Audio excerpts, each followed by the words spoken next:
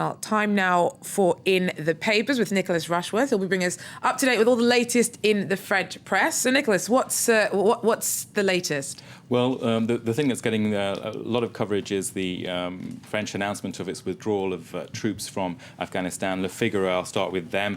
The headline there, you can see, La France va se retirer d'Afghanistan. France is going to pull out Afghanistan. And the subheading there saying that it made that announcement 2 hours after the US President Barack Obama made his announcement on the US timetable for withdrawal.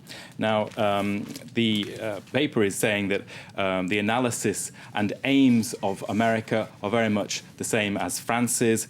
In the inside pages, Le Figaro is saying that Berlin, London and Rome are also in line with Washington.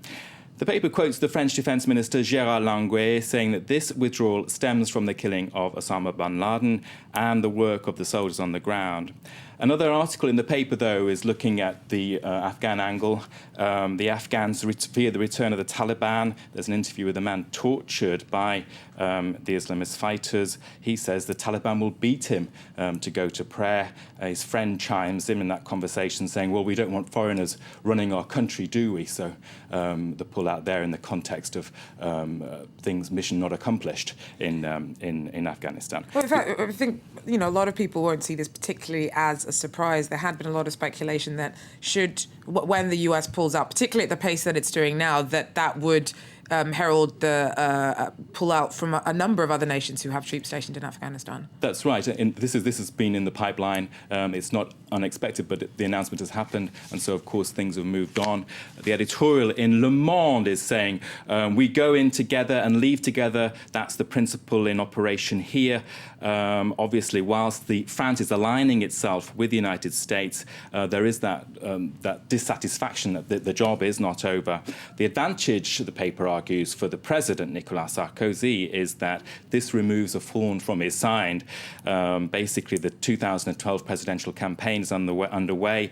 The number of French casualties has risen over the last few months, and that's got very bad press here. Another headline, things that's hitting the papers. On the diplomatic front, the group Mali, an anonymous group of diplomats, seems to have been very critical about French political situation generally. Well, this article caught my eye in Le Monde as I was looking at the Afghan coverage, because the group Mali is a kind of breakaway faction of French diplomats who anonymously, they don't meet or have any formal status, but they write to Le Monde, and generally, not solely about Afghanistan, but about all issues, whether it's the G20 or the Europe crisis. It says there's no foundation stone to French diplomacy. It's a castle of sand. France, the group says, has the second largest diplomatic presence in the world, but in fact they're just kidding people. The group says that French diplomacy doesn't have the resources and it's losing the battle of soft power, the influence needed over the long term. So it's a little bit of a kind of WikiLeaks breakaway group there, getting at Sarkozy and the Quai d'Orsay, the foreign ministry here.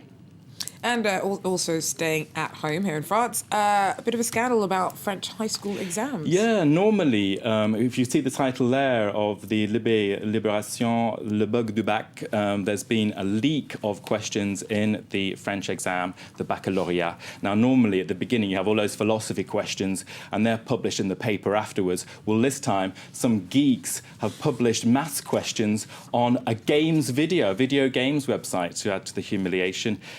The Libération is all over that, saying it is really brings the whole examination system into question. Of course, the back dates back to 1808, so the questions now are like, what future can it have?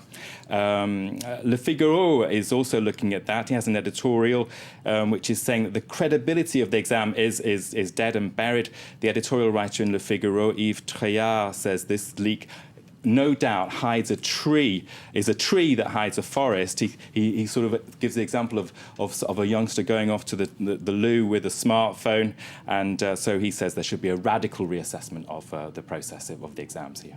Brilliant. Thank you very much, Nicholas Rushworth, there with the rundown of what's making the headlines here in the French papers.